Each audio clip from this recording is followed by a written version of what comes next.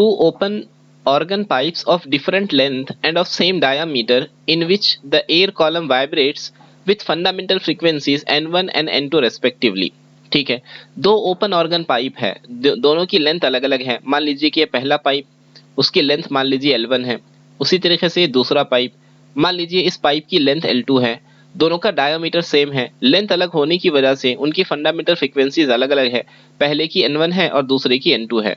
When both pipes are joined to form a single pipe, its fundamental frequency will be। अगर ये दोनों pipe को join करके एक नया पाइप बना दिया गया तो उसकी फंडामेंटल फ्रीक्वेंसी कितनी होगी। ठीक है जी।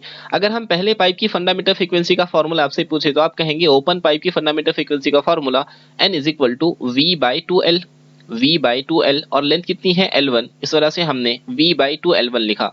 यहां से मैं लिख सकता हूं L1 is equal to v/2 times of n1।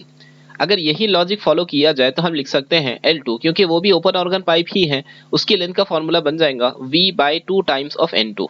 Okay, अब हमने क्या किया, इन दोनों पाइप को एक दूसरे के साथ ज्वाइन कर दिया। तो मान लीजिए कि पहला पाइप लेंथ उसकी L1 है और ये दूसरा पाइप लेंथ उसकी L2 है। अब इसकी नई फंडामेंटल फ्रीक्वेंसी n बन चुकी है। नई फंडामेंटल फ्रीक्वेंसी का फॉर्मूला बनेगा n is equal to v/2 times of नई लेंथ, जो नई लेंथ इंडिविजुअल लेंथ का एडिशन है। सो L1 प्लस L2 आ जाएगा। ठीक है, यहाँ न्यूमरेटर का v as it is, denominator में 2 एज इट इज, और L1 की जगह पर लिख सकते हैं, L1 की जगह पर कितना आ जाएगा v/2 टाइम्स ऑफ n1। ठीक है, और L2 की जगह पर कितना आ जाएगा v/2 times of n2। Okay, bracket close.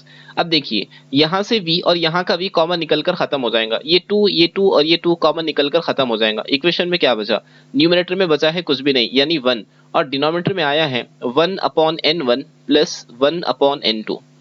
अगर हम इसको क्रॉस मल्टीप्लाई करें तो इक्वेशन क्या बन जाएंगी 1/n1 plus n2 divided by n1 n2। ये डिनोमिनेटर का डिनोमिनेटर न्यूमरेटर में आ जाएगा। सो हमारा आंसर फाइनल आ गया n1 n2 divided by n1 plus n2। यही फंडामेंटल फ्रीक्वेंसी की वैल्यू नए पाइप की बनना चाहिए। सो चेक कीजिए कौन सा ऑप्शन करेक्ट है। Option D should be correct, n1 n2 divided by n1 plus n2।